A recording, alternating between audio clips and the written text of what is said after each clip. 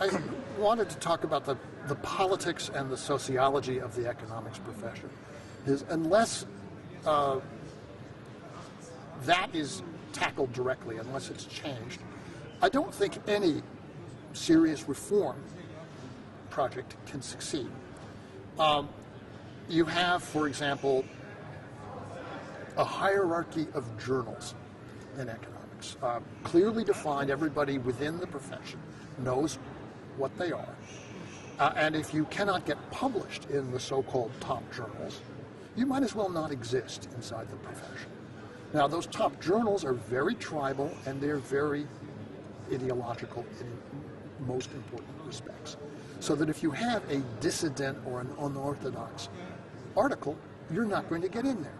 Now, you can get published. There are many good journals with very competent referees and they're very fair-minded, and you can get published in those journals, and your work can be of very, very high quality, but it does not count in an economics department as a qualification toward tenure and promotion in that department. So you're dead meat as far as professional presence is concerned.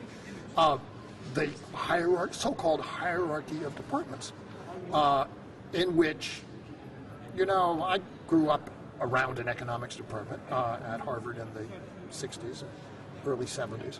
And at that time, it was an exceptionally eclectic group of people. And my father, of course, was a major figure in the department. But it included, for example, as a scientific presence, Vasily Leontiev, who did input-output models. It included historians like Alexander Gerschenkron and statisticians and development theorists like Simon Kuznets. It included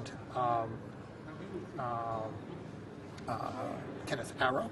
It included Albert Hirschman. Very, very different people with each of them a kind of very distinctive personal imprint. There's no department. No such department survives today. Departments have become very conventionalized and very uniform. And so I think it's fair to say that apart from perhaps Joe Stiglitz at Columbia, there is no major top-level department in the country that had anybody in it who was on top of this crisis in advance in a serious way. Right?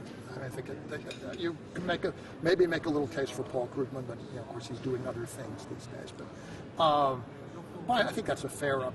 It was not coming out of MIT. It was not coming out of Harvard. It was not coming out of Yale or Princeton. And certainly not out of Chicago.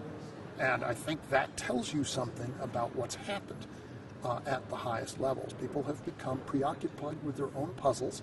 Most of them are not interested in macroeconomics. Most of them are not interested in economic policy questions. So that's a second big problem.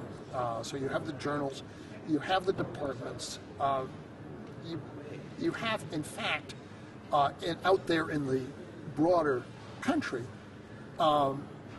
where an eclectic or unorthodox department gets a little foothold, it almost automatically comes under attack.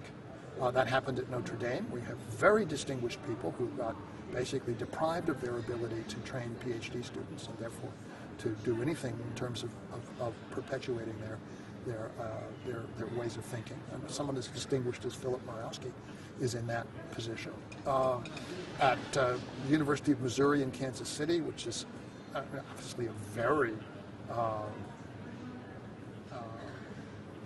little-known place in the academic world, but where you have some very, very interesting work, it almost immediately comes under critical review from hostile forces. So unless one can develop institutions that provide real opportunities for people to make their careers doing the kinds of things I've just described, related things, it's not going to happen. It's not going to happen because people will get a little ways down that road and then they'll get discouraged, and very bright people, they will go off to Wall Street. What it used to be, they could go off to Wall Street and make money, or they could do something else with their lives, and they will make those choices.